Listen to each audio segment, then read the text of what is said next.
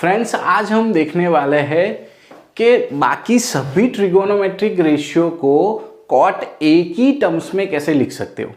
अब इसका मतलब क्या हुआ बच्चों, लाइकवाइज देखो यहाँ पे मैंने ट्रिगोनोमेट्रिक रेशियो लिखे हुए हैं, उनके राइट साइड में आप जो भी लिखो वहां पे सिर्फ और सिर्फ कॉट ए ही आना चाहिए। अब वो कैसे लिखोगे, तो सबसे पहले मैंने एक राइट ट्राइंगल कंसीडर किया है और कॉट ए यानी कि एंगल ए के कंटेक्स्ट में लाना है, तो मैंने यहाँ पे एंगल ए ही कंसीडर किया हुआ है।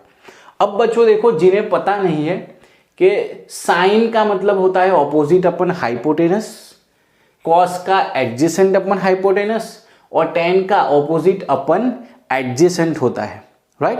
काफी सारे लोग बेस और परपेंडिकुलर के कंटेक्स्ट में भी बोलते हैं, मैंने यहाँ पे opposite adjacent side and hypotenuse में कंटेक्स्ट में अपने बोला है। अब देखो साइन कॉस टेन के लिए हमें सीधा आना है और अगर कॉस एक्स से कॉट पूछा है तो ये रेसिप्रोकल हो जाएगा, राइट। यानी कि हमारे कंटेक्स्ट में टेन ऑपोजिट अपन एडजेसेंट है तो कॉट हो जाएगा एडजेसेंट अपन ऑपोजिट। आपको ये याद भी कैसे रखना है, यहाँ पे देखो मैंने एक लिखा हुआ है ओ ए ओ हरा हरा आम, यहां से आप देख रहे हो ओ ए ओ हरा हरा आम। तो ये अगर आपको परपेंडिकुलर और बेस नहीं यहाँ इस तरीके से याद रखना है तो ये वाली फॉर्मूला आप लगा सकते हो, ठीक है। अब देखो बच्चों, यहाँ पे हम लिखते हैं कि cot A is equals to क्या होगा, तो क्या कॉट होगा, यहाँ से रेसिप्रोकल लेना है यानी कि ए अपन ओ हो जाएगा, राइट। ए अपन ओ मतलब है A stands for adjacent side और ओ का मतलब हो जाएगा ऑपोजिट साइड। तो cot A is equals to, अब देखो एंगल ए के कंटेक्स्ट में लिखना है ना आपको, तो एंगल ए की एडजेसेंट साइड क्या होगी, तो कि सर ए बी भी हो रही है और ए सी भी हो रही है। बट बच्चों देखो यहाँ पे ए सी तो हाइपोटेनस है, इसका मतलब एडजेसेंट कौन सी हुई, ए बी ही हो गई साइड, डिवाइडेड बाय ओ यानी कि ऑपोजिट साइड, एंगल ए की ऑपोजिट साइड यानी कि ये वाली BC हो गई। तो let us just write down BC।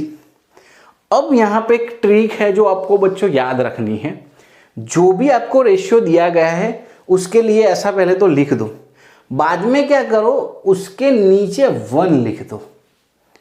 अब आपका ये जो ट्रिक है ना यहां से स्टार्ट होती है, यहां से आपको ध्यान रखना है, ठीक है। जो भी रेशियो है उसके नीचे क्या लिख दो, 1 लिख दो।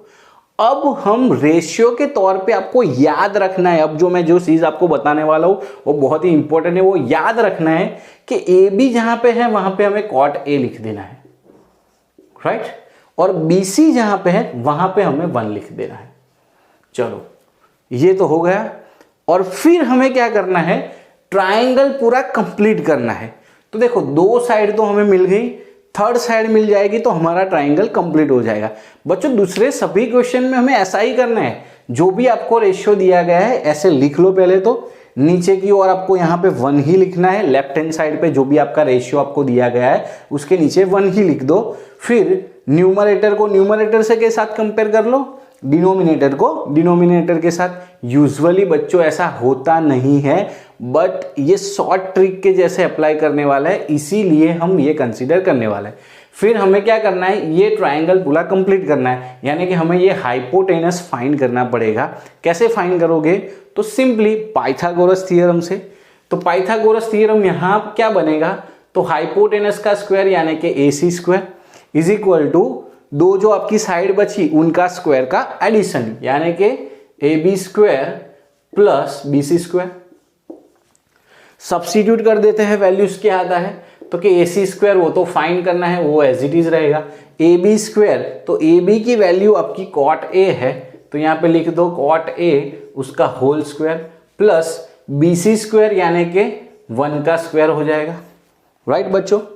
अब AC square is equals to cot A whole square, जिसे हमें लिखते हैं कॉट स्क्वायर A, ये आपको पता होना चाहिए, एंड 1 का स्क्वायर तो आपका हो जाएगा 1। अब देखो AC का स्क्वायर अगर ये है तो फिर दोनों साइड पे अगर मैं स्क्वायर रूट लेता हूं तो AC की वैल्यू हो जाएगी प्लस और minus square root cot square A plus 1। अब बच्चों याद रख लो, हम हर बारी 10th क्लास में पॉजिटिव वैल्यू ही लेने वाला है। तो A C is equals to root cot square A plus 1, यानी कि हमारा हाइपोटेनस मिल गया कॉट स्क्वायर ए प्लस 1 और उसका स्क्वायर रूट, राइट। और ये हमने फाइंड किया, इसलिए मैं उसको सर्कल डाउन कर लेता हूं। देखो बच्चों, अब हमारा ट्राइंगल कंप्लीट हो गया, तो बाकी के रेशियो तो आप इजीली लिख पाओगे। कैसे? देखो साइन ए, तो यहां साइन देखो, साइन के लिए O अपन H है, O का मीनिंग ऑपोजिट साइड, H का मीनिंग हाइपोटेनस। तो पहले देखते हैं ऑपोजिट साइड। तो हमारा एंगल था A, उसकी ऑपोजिट में साइड कौन सी है? तो क्या BC है, डिवाइडेड बाय हाइपोटेनस हमारा था AC।